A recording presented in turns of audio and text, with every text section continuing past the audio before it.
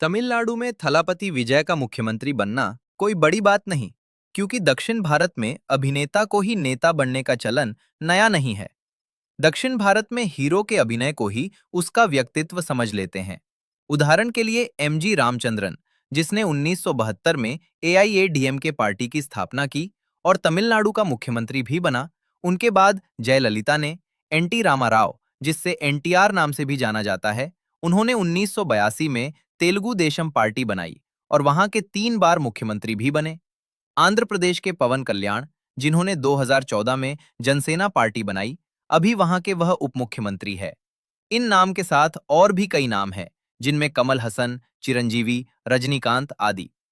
जहां उत्तर भारत के कुछ राज्यों में जाति और परिवार की राजनीति चल रही है, दक्षिण भारत में सिनेमा की राजनीति चल रही है। थलापति विजय को तमिलनाडु विधानसभा में 108 सीटें मिली और अब वहां तमिलनाडु का मुख्यमंत्री है। लेकिन उनकी लव मैरिज और लव सबके सामने है, और उनका फाइनेंस मिनिस्टर विल्सन। इसे तो सर्च करके ही आप सभी समझ जाएंगे। एक अभिनेता नायक के रूप में अच्छे अच्छे डायलॉग बोल सकता है, पर रियल लाइफ सिनेमा का डायलॉग काम नहीं आता है। तमिलनाडु में थलापति विजय का मुख्यमंत्री बनना कोई बड़ी बात नहीं, क्योंकि दक्षिण भारत में अभिनेता को ही नेता बनने का चलन नया नहीं है। दक्षिण भारत में हीरो के अभिनय को ही उसका व्यक्तित्व समझ लेते हैं। उदाहरण के लिए एमजी रामचंद्रन, जिसने 1972 में एआईएडीएमके पार्टी की स्थापना की और तमिलनाडु का मुख्यमंत्री भी बना।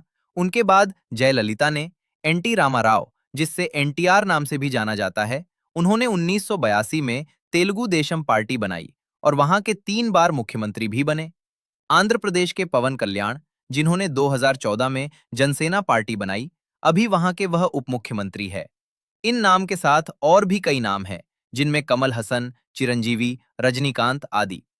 जहां उत्तर भारत के कुछ राज्यों में जाति और परिवार की राजनीति चल रही है, दक्षिण भारत में सिनेमा की राजनीति चल रही है।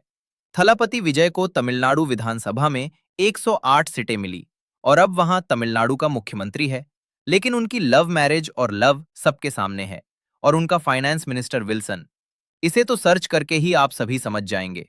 एक अभिनेता नायक के रूप में अच्छे अच्छे डायलॉग बोल सकता है, पर रियल लाइफ सिनेमा का डायलॉग काम नहीं आता है।